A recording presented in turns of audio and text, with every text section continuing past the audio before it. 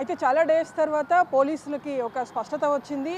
విజయారెడ్డి సూసైడ్‌కి ప్రధాన కారణం ఆమె డిప్రెషన్‌లో ఉండడమే రీజన్ అంటూ కూడా పోలీసులు చెప్తున్నారు. అయితే ఆ డిప్రెషన్ ఎందుకు వచ్చింది అనేటువంటి దానిపైన ఇప్పుడు పోలీసులు అన్వేషిస్తున్నారు. ఇప్పటికే ఈ కేసులో దాదాపు 35 మందికి పైగా స్టేట్మెంట్స్‌ని పోలీసులు రికార్డ్ చేశారు. ఆమె సంబంధించినటువంటి బ్యాంక్ అకౌంట్స్‌ని కూడా పరిశీలించారు. ఎక్కడ కూడా ఆర్థికపరమైనటువంటి ఇబ్బంది లేదు అనేటువంటి నిర్ధారణకు పోలీసులు వచ్చారు. సో ఆమె బ్యాంక్ అకౌంట్ స్టేట్మెంట్స్ అన్నిటిని చూసినప్పుడు కేవలం ఆమె వచ్చినటువంటి శాలరీ క్రెడిట్‌తో పాటు రిమైనింగ్ కట్ అవుతున్నటువంటి ఈఎంఐస్‌కి సంబంధించినటువంటి డీటెయిల్స్ మాత్రమే ఆ బ్యాంక్ స్టేట్మెంట్‌లో కూడా ఉన్నాయి. సో ఎక్కడ కూడా ఆర్థికపరమైనటువంటి అంశం లేదు అనేటువంటిదే పోలీసులు నిర్ధారించారు.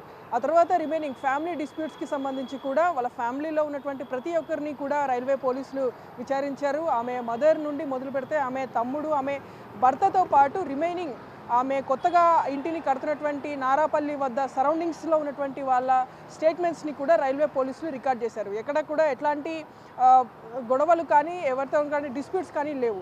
సో ఈ ఫ్యామిలీ డిస్ప్యూట్స్ని కూడా పోలీసులు కొట్టేశారు. సో రిమైనింగ్ ఉన్నటువంటిది ఆమె ఆఫీస్కి సంబంధించినటువంటి విషయం. సో ఆఫీస్కి సంబంధించినటువంటి కొలీగ్స్, ఈమె టీమ్ లీడ్గా ఉంది కాబట్టి ఈమె టీంలో ఉన్నటువంటి దాదాపు 16 మందిని కూడా రైల్వే పోలీసులు ప్రశ్నించారు.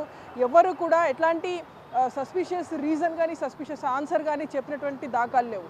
సో పోలీసులు ఇవన్నిటినీ కూడా పరిశీలించిన తర్వాత చివరికి డిప్రెషన్తోనే విజయారెడ్డి ఈ ఆత్మహత్యకి పాల్పడి ఉంది అనేటువంటిది నిర్ధారించారు. సో ఈ డిప్రెషన్ ఎందుకు అనేటువంటిది మాత్రం ఇప్పుడు ఒక క్వశ్చన్ మార్క్గా ఉంది. సో దాన్ని అన్వేషించేటువంటి పనిలో రైల్వే పోలీసులు ఉన్నారు. అండ్ సెకండ్ థింగ్, రెండో ఫోన్కి సంబంధించి ఎక్కడ కూడా ఈ కేసులో సెకండ్ ఫోన్ అనేటువంటిది లేదు. ఆ రోజు రైల్వే స్టేషన్కి వెళ్ళే క్రమంలో కారులోనే తన సెల్ ఫోన్తో పాటు ల్యాప్టాప్ని రెండింటినీ కూడా కారులోనే ఉంచేసి కేవలం ఒక వాటర్ బాటిల్ని తీసుకొని మాత్రమే వీళ్ళు లోపలికి వెళ్ళారు. ఆ సీసీ ఫుటేజెస్లో కూడా చాలా క్లియర్గా మనకు అనిపిస్తుంది. సో ఈ సెకండ్ ఫోన్ అనేటువంటి కాన్సెప్టే లేదు అనేటువంటిదే పోలీసులు చెప్తున్నారు.